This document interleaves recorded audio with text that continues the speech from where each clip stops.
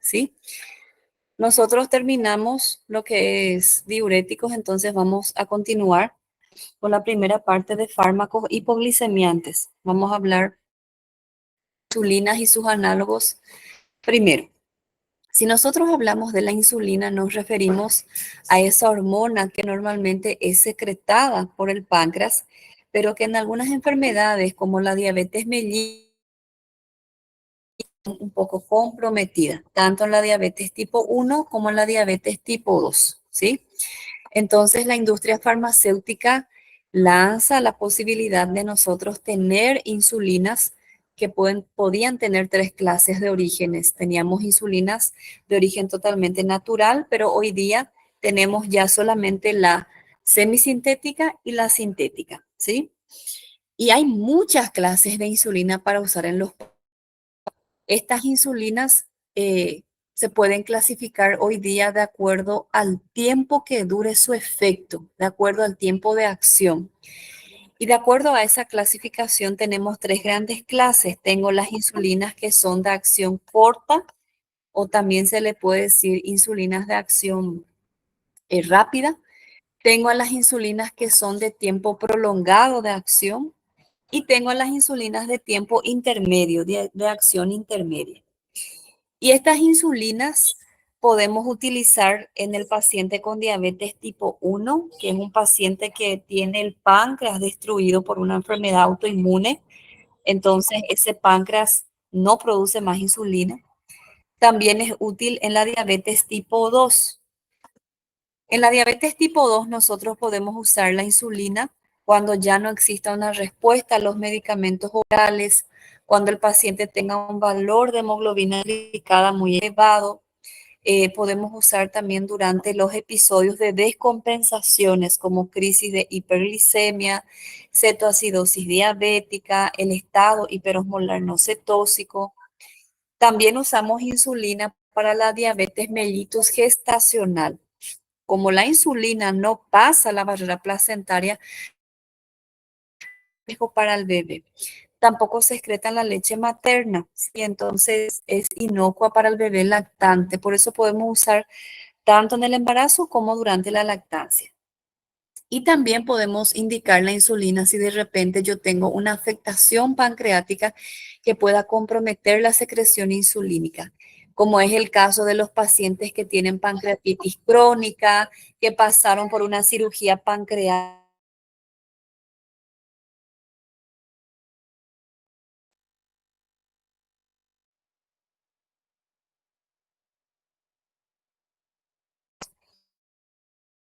Son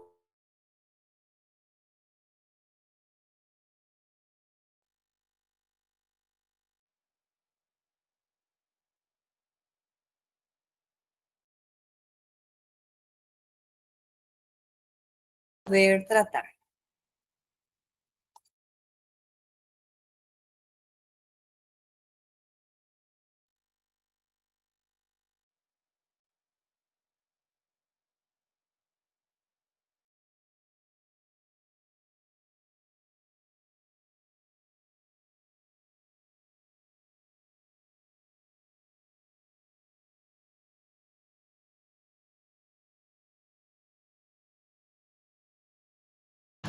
Perdí mi conexión un ratito, no le conseguía más aceptar a los compañeros. Voy a volver a repetir lo que estaba diciendo en esta última parte, ¿sí? Bueno, yo le estaba diciendo que muchas veces nosotros tenemos pacientes diabéticos tipo 2 que son tratados, ¿verdad? Con medicamentos vía orales, pero están internados por alguna patología que está en curso. Durante esa hospitalización, también nosotros podemos usar la insulinoterapia, porque la enfermedad que el paciente está pasando puede generar un estrés para el organismo de ese diabético y fácilmente el paciente descompensa. Por eso usamos, ¿sí? Durante la internación de un diabético también la insulinoterapia. Entonces, esas son las principales indicaciones de uso, ¿ok? Ahora, importante entender que nosotros tenemos dos clases de insulinas semisintéticas hoy día, que es la insulina regular y la insulina NPH. El resto de las insulinas se les llama de análogas. ¿Qué quiere decir análogas? Medicamentos similares a la insulina, pero de origen totalmente sintético. Sí, son emparejados, son semejantes en relación a la estructura química, pero fueron creados desde cero en el laboratorio. ¿Ok? ¿Alguna preguntita hasta el momento? ¿Se está comprendiendo?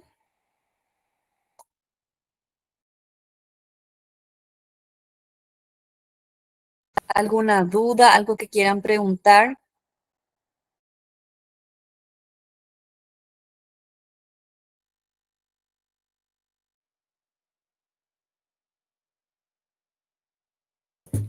Ok, seguimos entonces. ¿Qué tipo de efectos adversos esta insulina puede producir? Primero, las reacciones de hipersensibilidad, que pueden ser sistémicas, bastante graves, y pueden ser leves también, reacciones alérgicas locales en el sitio de aplicación. Las insulinas que más producen reacciones de hipersensibilidad son las de origen semisintético. En primer lugar, la regular y en segundo lugar, la NPH. Las análogas, como son sintéticas, son bastante seguras en ese aspecto y raramente producen cuadro de alergia. Aparte de las reacciones de hipersensibilidad, también nosotros podemos tener la crisis de hipoglicemia, ¿sí?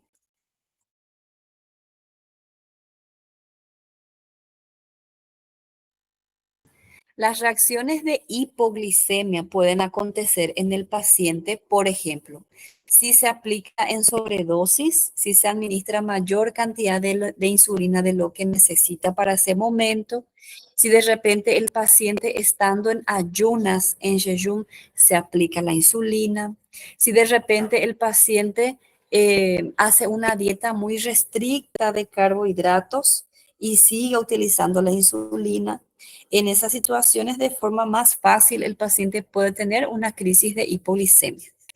Y otro efecto adverso también que solemos ver con la insulina son las distrofias del tejido lipídico, que pueden darse en forma de lipoatrofia, donde se atrofia ese tejido celular subcutáneo, y en forma de lipohipertrofia, donde hay un crecimiento de ese tejido graso. La lipohipertrofia es la más frecuente. Y esto acontece porque el paciente siempre se aplica la insulina en el mismo lugar. Por eso es importante que se dé a esta recomendación de que el paciente debe ir rotando los sitios de aplicación de la insulina en el abdomen, en el muslo, en la parte superior del glúteo, en la parte posterior del brazo. ¿Qué va a pasar si de repente mi paciente hizo una lipoatrofia y sigue aplicando la insulina en ese lugar? Como hay poca cantidad de tejido graso, la insulina se va a absorber muy rápido y el paciente me va a hacer una hipoglicemia. Si yo tengo una lipohipertrofia y el paciente aplica ahí, yo voy a tener una resistencia a la acción de esa insulina. No se va a absorber el medicamento como debería, ¿verdad?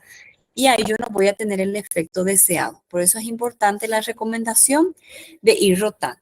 ¿Está? Ahora, nosotros tenemos varias clases de insulina para usar en diversos esquemas, en varios momentos del día. Entonces vamos a ir hablando de cada una de ellas. ¿Está bien? Si hablamos de las insulinas de acción rápida, ¿cuáles son? Tengo la insulina regular, la aspártica, la glulicina, la lispro y la fiasa. Todas son insulina de acción corta, ¿sí? Pero por más que yo digo que todas son de acción corta, son de acción rápida, inicia muy rápido el efecto, pero así también dura poco tiempo el efecto. Yo tengo entre ellas una que es la más ágil, la más rápida. En este caso es la insulina Fias. Y tengo la más lenta entre todas, que es la insulina regular. La insulina regular tiene varios nombres. Lo podemos llamar de insulina normal, insulina corriente, insulina humana, insulina cristalina. Regular es el nombre más común. Es una de las insulinas más baratas, más económicas, por eso van a usar mucho en el sistema público, ¿verdad? Y este tipo de insulina empieza a hacer su efecto de 15 a 30 minutos. Tiene su pico máximo en torno a las 5 horas y su tiempo total de acción va de 6 a 10 horas aproximadamente, ¿sí? La insulina regular viene en dos presentaciones, en ese frasco ampolla de 10 ml y en esa caneta precargada de 3 ml. Para los pacientes se recomienda más trabajar con esa caneta precargada porque es más fácil de dosar la cantidad de insulina que él tiene que recibir. Esa ampolla de 10 ml es más para uso intrahospitalar, porque el paciente tiene que utilizar esa jeringa clásica de insulina, donde muchas veces los pacientes confunden unidades con ml y acaban aplicándose cuantía mayor a lo que precisan, ¿sí? Y esta insulina nosotros podemos aplicar de forma subcutánea o de forma endovenosa, ¿sí? Cada 1 ml de insulina trae 100 unidades de insulina. Entonces, en esta presentación de caneta, si tengo 3 ml de insulina, cada ml trae 100 unidades. Quiere decir que esto contiene 300 unidades. Y aquí, 10 ml, cada ml trae 100 unidades. Tengo 1000 unidades de insulina. Por eso nosotros no hablamos de ml de insulina con el paciente. Siempre le vamos a hablar en unidades, ¿sí? Para que sea más preciso la cantidad de medicamento que tiene que recibir. Y esta equivalencia es para todas las clases de insulina. Estas insulinas de acción corta que nosotros vamos a ver, la regular, la aspartica, Fiaz, Lispro, glulicina, son insulinas ideales para hacer correcciones, ¿sí? Para bajar y corregir de forma rápida ese momento de descompensación que el paciente diabético está teniendo. El paciente que está con una crisis de hiperglicemia, en una cetoacidosis diabética o en un coma hiperosmolar. Son insulinas que nosotros usamos para corrección. ¿Está? Hasta ahí alguna dudita. Vamos a ir continuando viendo las otras insulinas de acción rápida. ¿Quieren para preguntar algo?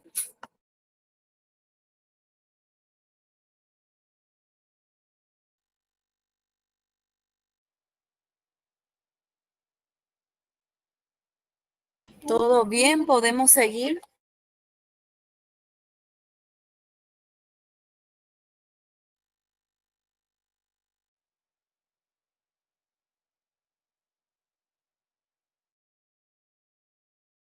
Dale, vamos a continuar entonces.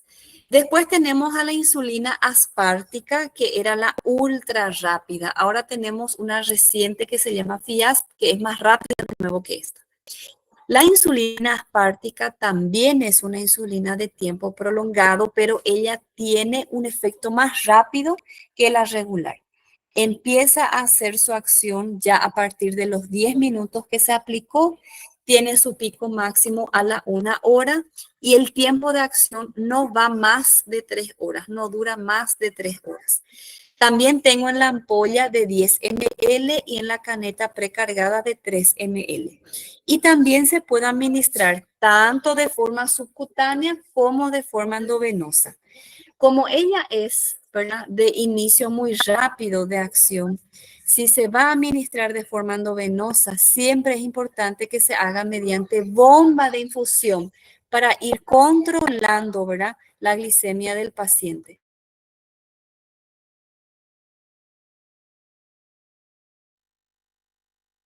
Entonces ella es un poquitito más rápida que nuestra regular. Como es más rápida, ella es más cara, ¿sí? Cuesta más o menos 350.000 guaraníes. Y es una análoga, es una clase de insulina totalmente sintética. Igual que esta glulicina, también una análoga, también es una insulina de acción corta, ¿verdad? Tarda más o menos 10 minutos en empezar a hacer su efecto. Su efecto máximo nosotros tenemos a la 1 hora y media y el efecto total dura un poquitito más que la aspartica, en torno de 5 horas. También tengo las dos presentaciones de 10 ml y de 3 y nosotros podemos aplicar tanto de forma subcutánea como de forma endovenosa mediante bomba de infusión. La Lispro también es otra análoga, insulina de acción corta. Tengo en canetas de 3 ml, en el frasco de 10 ml. Trae siempre cada 1 ml 100 unidades de insulina. Es bastante rapidita, ella parece mucho la aspartica y la glulicina. 15 minutos aproximadamente en empezar a hacer el efecto, el tiempo máximo de acción en torno de media hora y el tiempo total de duración parecida a la aspartica, no va más de 3 horas. También podemos hacer de forma espontánea o endovenosa. Y la más rápida entre todas, también una análoga, una insulina totalmente sintética, se llama Fiasp. La Fiasp es la mezcla de una insulina aspartica con la B3, con la vitamina B3. La vitamina B3 hace que nuestra insulina se absorba más rápido, inicie su efecto de control más rápido también en el paciente, ¿sí? Esta insulina Fiasp viene en la caneta de 3 ml y en el frasco ampolla de 10 ml. Tarda aproximadamente 5 minutos en empezar a controlar.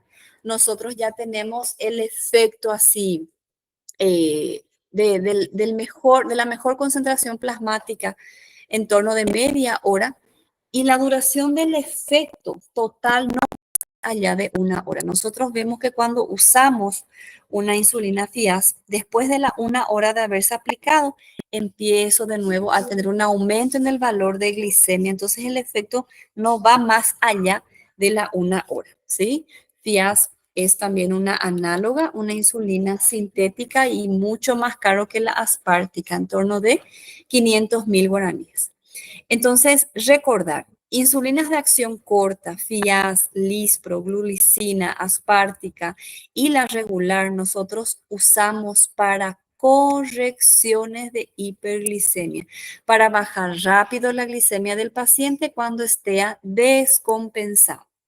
¿Les quedó claro eso? ¿Quieren preguntar algo hasta ahí?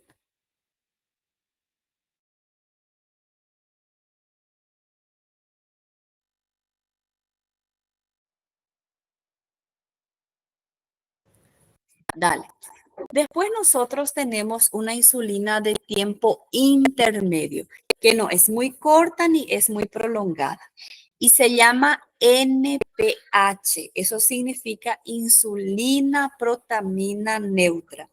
La NPH también es una insulina de origen semisintético, por eso es muy económica y por eso, junto con la insulina regular, es una de las insulinas que más utilizamos en el sector público. La NPH tarda más o menos media hora en empezar a controlar. El pico máximo del efecto nosotros tenemos allá en torno de las 6 horas y el tiempo total del efecto va de 8 a 12 horas, ¿sí? Esta insulina, como tarda más para empezar a hacer su efecto, no podemos usar para correcciones. Yo no puedo administrar una insulina que va a demorar un mínimo media hora para comenzar a controlar si de repente estoy en un paciente con una crisis de hiperglicemia, una cetoacidosis diabética. Ese tiempo que tarda el medicamento en empezar a hacer el efecto puede ser tiempo suficiente para que el paciente empeore. Entonces, en esos casos, solamente tiene que ser insulina de acción rápida. Esta insulina de tiempo intermedio a gente usa para esquema basal, para un esquema donde el paciente hace 2 aplicaciones diarias para controlar su glicemia. ¿Está bien? Otro tipo de insulina también son las bifásicas. Las insulinas bifásicas son insulinas donde yo tengo la mezcla, la asociación de 2 clases de insulina. Trae mezclado una insulina de acción más rápida con una insulina de tiempo un poquitito más prolongado. Por ejemplo, tengo en una misma presentación insulina regular con insulina NPH. En este caso, la regular es la más rápida y la NPH es la más lenta. Tengo la mezcla de insulina regular con aspartica, regular con lispro. Aquí yo tengo mixtura de 2 insulinas de acción corta, pero entender que aspartica y lispro va a hacer el papel de la insulina más rápida y la regular, como es la más lenta, va a ser el papel de la insulina de tiempo más prolongado. ¿Cuál es la ventaja de usar bifásica? Tener un inicio de acción más rápido con un efecto más prolongado, ¿sí? Y este tipo de insulina también se usa para el esquema basal, que es el esquema 1.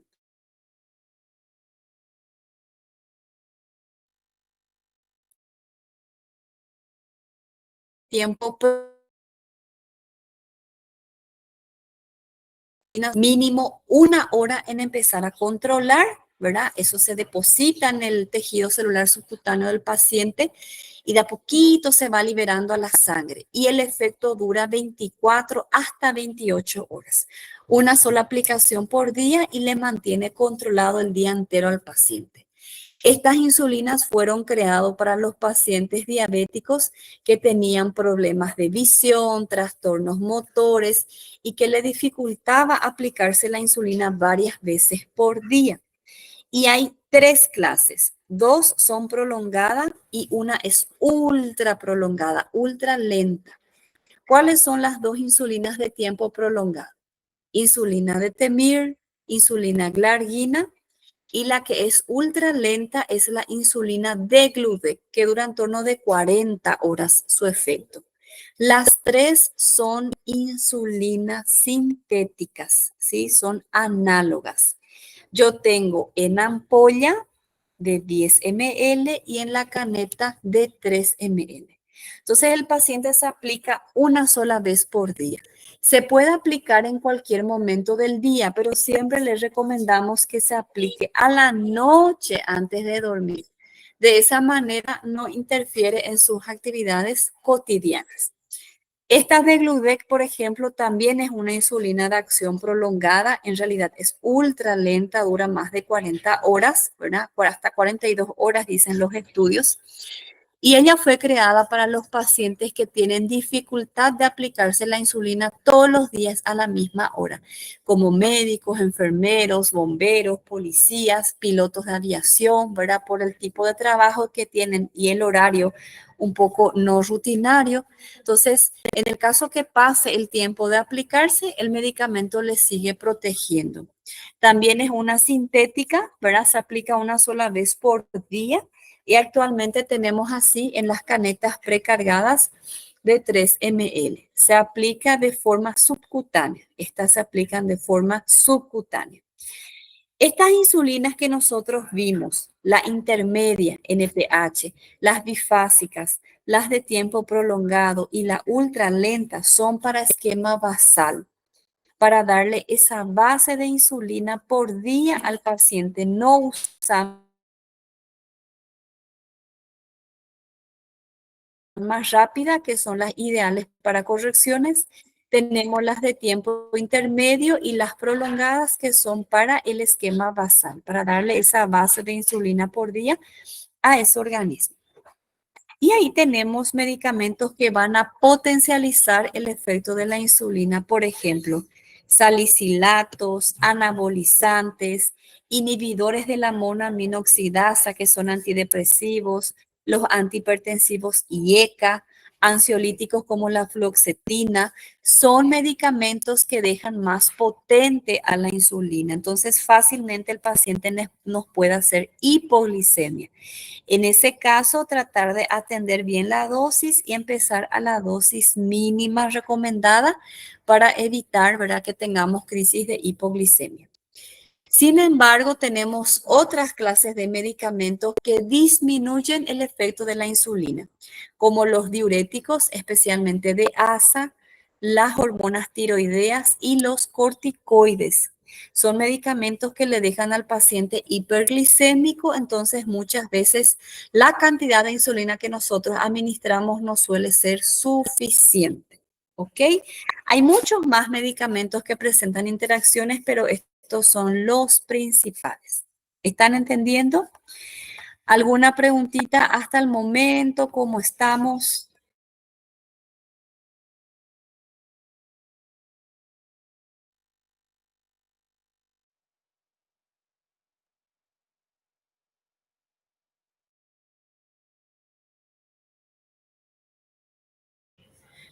Está en la parte de endocrino. Está porque yo hice esa postila. Con cardiovascular, está ya hacia el final con endocrino. Pueden buscar, van a encontrar.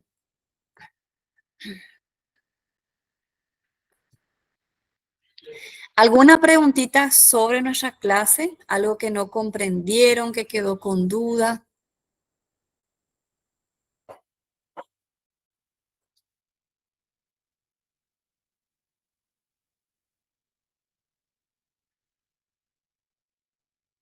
¿Podemos seguir, gente?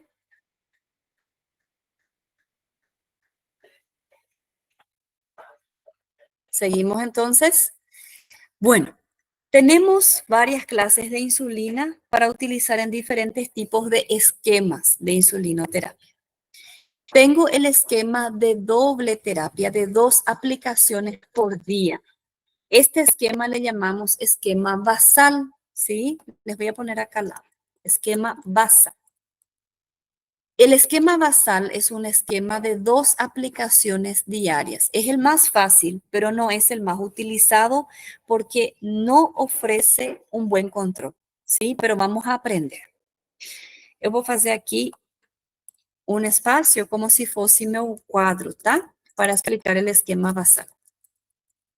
Primero, entender que la insulina se puede dar desde 0.3 a 1 unidad de insulina por cada kilo del paciente. ¿Sí? Esa es la dosis. Generalmente nosotros tenemos buen efecto terapéutico a partir de 0.5 unidades de insulina por cada kilo. Por eso van a ver que nosotros solemos empezar a usar a esta dosis, ¿sí? 0.5 unidad de insulina por cada kilo. Entonces, supongamos que tenemos nuestro paciente de 60 kilos que va a empezar a hacer uso de insulina. Tenemos que calcular cuánta unidad de insulina él tiene que recibir por día. Entonces va a ser 0.5 por cada kilo. Si el paciente tiene 60 kilos, ¿cuántas unidades de insulina le va a tocar? Si él tiene que receber media unidad de por cada kilo, 30 unidades de insulina. Son 30 unidades de insulina por día. ¿Está? Esa va a ser la base de insulina que necesita su organismo por día. No vamos a dar las 30 unidades de una vez. Vamos a dar la mayor parte por la mañana y una menor parte por la noche. 2/3 por la mañana y 1/3 por la noche. Damos más cantidad de insulina por la mañana porque el paciente tiene más reflexiones durante el día y menos unidades por la noche porque el paciente prácticamente está en ayuna y tiene menos necesidad de insulina, ¿sí? ¿Cómo que a gente va a calcular 2/3, 1/3? El total de unidades que le toca, ¿verdad? Por día de insulina va a dividir en 3 partes. ¿Cuánto es 30 dividido 3? Si vamos a dividir en 3 partes, 10 unidades. Entonces, 10 unidades, 10 unidades, 10 unidades. Por la mañana voy a dar 2/3. ¿Cuánto va a ser 2/3 de 30? 2 partes de 3, 20 unidades. Entonces nosotros vamos a dar 20 unidades por la mañana. Y por la noche vamos a dar 1/3, una parte de 3, que corresponde a 10 unidades. Entonces el paciente va a recibir 20 unidades por la mañana y 10 unidades por la noche. Se aplica de mañana y se aplica de noche. Entonces tiene que ser una insulina que dure más o menos 8, 10, 12 horas de efecto. Ahí la ideal es la NPH. Les puse negrita acá. NPH, ¿sí? Se aplica de mañana, puede llegar a durar hasta 12 horas. Se aplica de noche, le sigue controlando el resto de la madrugada. Si no hay NPH en segundo lugar, podemos usar una insulina regular. A pesar de ser una insulina de acción corta, recordar que puede llegar a durar hasta 10 horas, ¿sí? Entonces, De preferencia hacemos nuestro esquema basal con insulina NPH. Eso tiene que quedarse en nuestra cabeza. ¿Están entendiendo?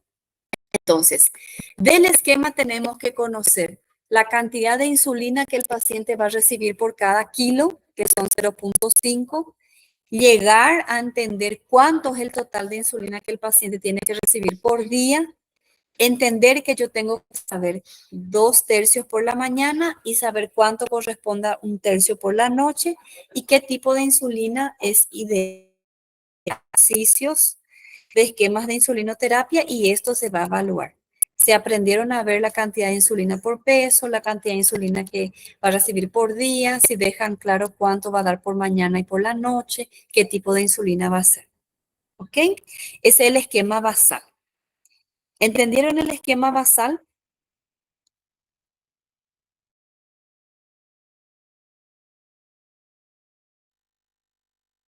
Bueno, aí nosotros tenemos el esquema basal bolo, que es una mistura de unos esquemas basal con correcciones, ¿sí? El esquema basal bolo es mi esquema basal normal, ¿verdad? De 0.5 unidad de insulina por cada kilo, 2/3 por la mañana, 1/3 por la noche, que va a ser la base de insulina que le voy a dar por día. Y aparte, pequeñas correcciones si hay necesidad. El paciente va a hacer su hemoglucotest, que es la medida de la glicemia capilar. Eso significa HGT, hemoglucotest. Preprandial, es decir, antes del almuerzo, y postprandial, después del almuerzo, en el medio de la tarde. Mínimo 2 horas tuvo que haber pasado después del almuerzo. Entonces, en el medio de la tarde.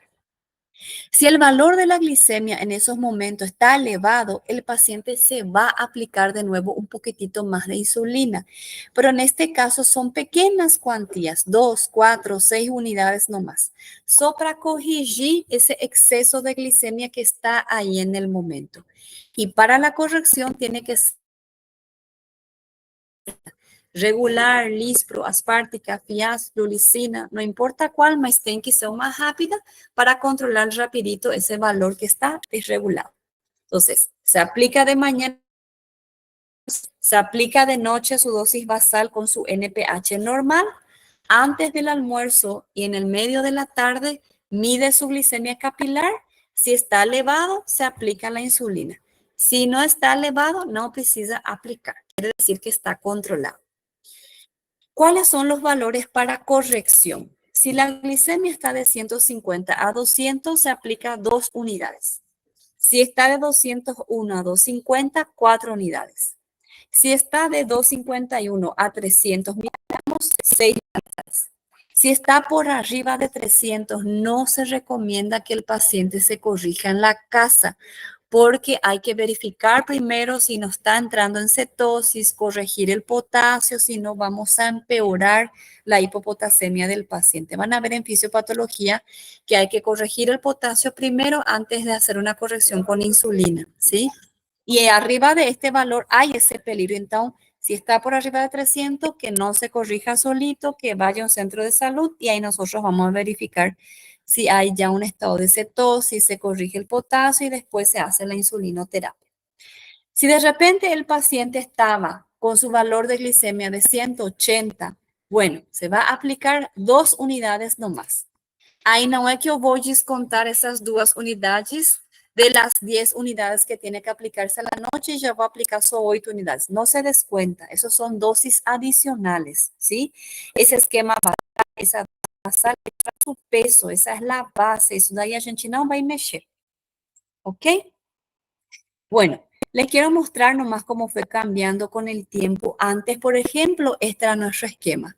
Si estaba hasta 200, no aplicábamos. Por arriba de 200 recién empezábamos a aplicar. ¿Y qué se vio con el tiempo? Que si el paciente ya está con 200 de glicemia, ya está con una complicación aguda, que es la crisis de hiperglicemia. Y el objetivo de estas correcciones justamente es evitar que el paciente llegue a hacer esta descompensación. Por eso, a partir de 150 ya se aplica pequeñas cantidades de insulina para evitar llegar luego a ese 200 que ya se considera una crisis de hiperglicemia, una descompensación. Entonces, esto está desfasado, eso ya no se utiliza, ¿sí? ¿Entendieron el esquema basal bolo? Es la suma de mi esquema basal más las correcciones, ¿sí? ¿Alguna preguntita sobre el basal bolo? El basal bolo sí es el esquema más utilizado, más recomendado. ¿Por qué? Porque es el que ofrece mejor control glicémico. Voy a conseguir controlar mejor y mantener la glicemia controladita el día entero. Porque aparte de darle las dosis basales, tenés las pequeñas correcciones.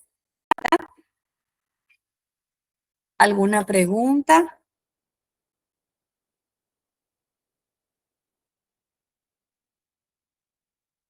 ¿Se está entendiendo?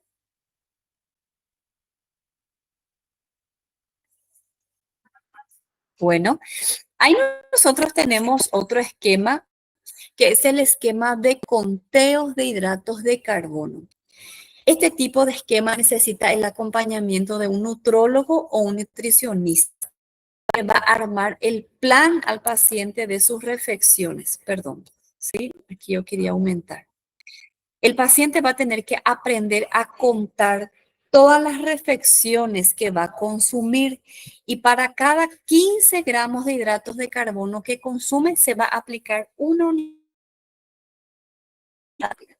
Por ejemplo, aquí yo tengo tres opciones no cardápio de café da manhã. La primera opción, 93 gramos, la opción 2, 91 gramos, la opción 3, 92 gramos, una media de 90 gramos. Escolhi a opción 2, por ejemplo, hice todo mi desayuno, terminó mi café de mañana, me aplico una unidad de insulina para cada 15 gramos. Aquí hay 90 gramos, entonces me aplico 6 unidades de insulina. No medio da manhã, si quiero comer algo, cuento y me aplico. Almuerzo, cuento y me aplico. Si quiero comer algo, como, cuento y me aplico. Y así, el día entero. Entonces le da una flexibilidad al paciente en relación a la dieta, ¿verdad? No hay esa fijación de horario, de cantidad de insulina. Entonces le da cierta libertad a nuestro paciente. Solo que tiene sus desventajas. Necesita el acompañamiento de un nutrólogo, necesita utilizarse solamente insulina de acción rápida, que son las más caras. No es para cualquier tipo de paciente. El paciente tiene que entender, tiene que aprender a sumar, a contar, a calcular, ¿sí? Entonces, no es para cualquier tipo de paciente también. Y ahí tenemos el SISI, que es el sistema de infusión continua de insulina, ¿sí? Es nuestra bomba de insulina. Es ideal para el paciente con diabetes tipo 1, ¿sí? Es un dispositivo electrónico que viene acoplado catéter que se cambia cada 3 días, cada 72 horas. Incluso ahora tenemos catéter que se troca una vez cada 7 días, ¿sí? Más cómodo para el paciente. Y esto se programa para que controle la glicemia, él mide la glicemia capilar y ya aplica la cantidad de insulina de acuerdo al valor de glicemia en ese momento. Ele faz a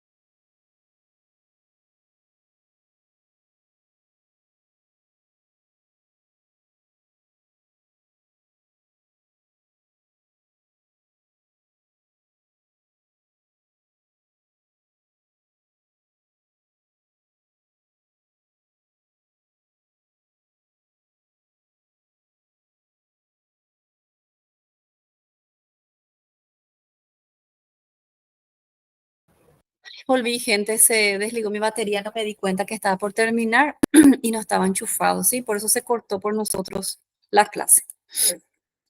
Voy a pasar a donde estaba, estamos por terminar ya.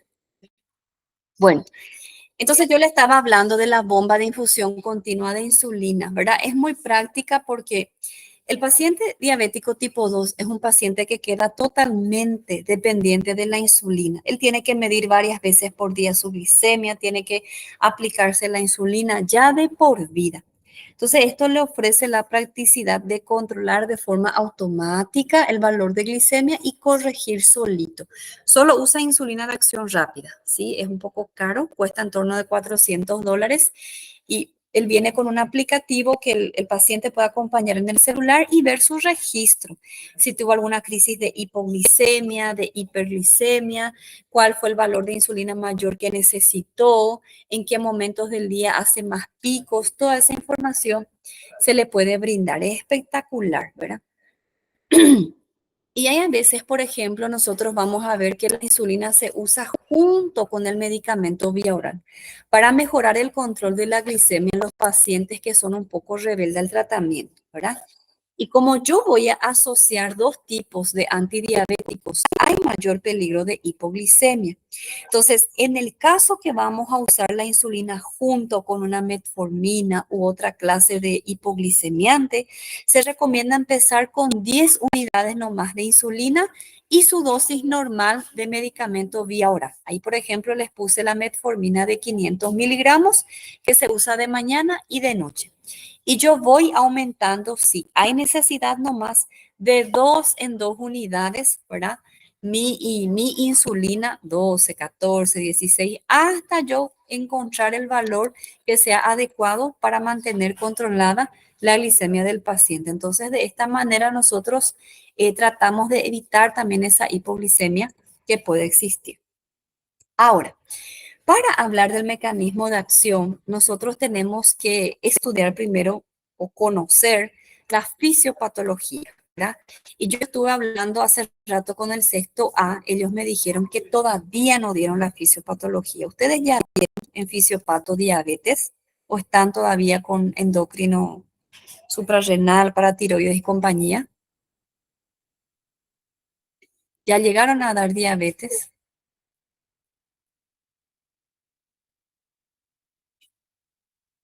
Entraron ahora, ok.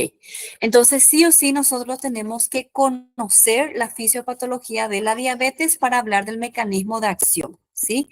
Vamos a hacer ese repaso como siempre hacemos en fármaco, ¿verdad? El repaso de fisiología de fisiopato para entender bien el medicamento. Es un poco complicado el mecanismo de acción de la insulina. Hoy vamos a ver de forma parcial y en clase vamos a continuar esto juntos, ¿sí? Entonces, ustedes saben que la insulina va a ser similar a nuestra insulina fisiológica. Entonces, ella va a actuar en el receptor insulínico luego que hay en nuestro organismo. ¿Dónde es el lugar en donde tiene efecto la insulina? En el tejido periférico.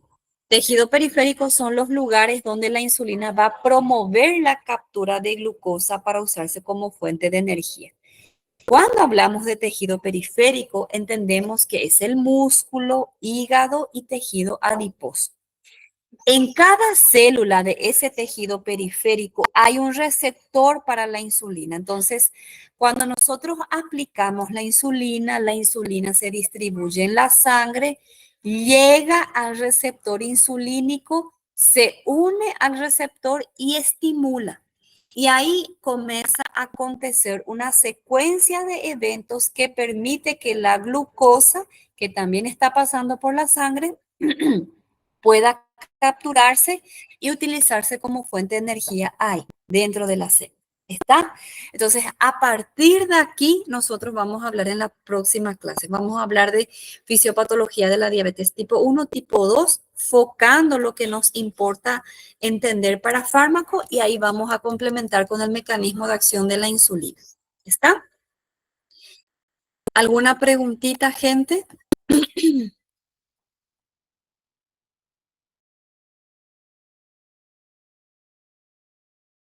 Bueno, entonces en la próxima clase nosotros vamos a hacer los ejercicios sobre esquemas de insulinoterapia y vamos a repasar la fisiopatología para poder continuar con los otros antidiabéticos orales. ¿Está? Muy bien, quedamos por acá entonces. La presencia de hoy es para todos porque no estoy con mi libro a mano, entonces voy a poner para todos. Cualquier duda que va surgiendo en cuanto van estudiando, vayan anotando y en clase nosotros vamos a subsanar. ¿Está bien? Muchísimas gracias y nos vemos semana que viene si Dios permite. Hasta luego, gente.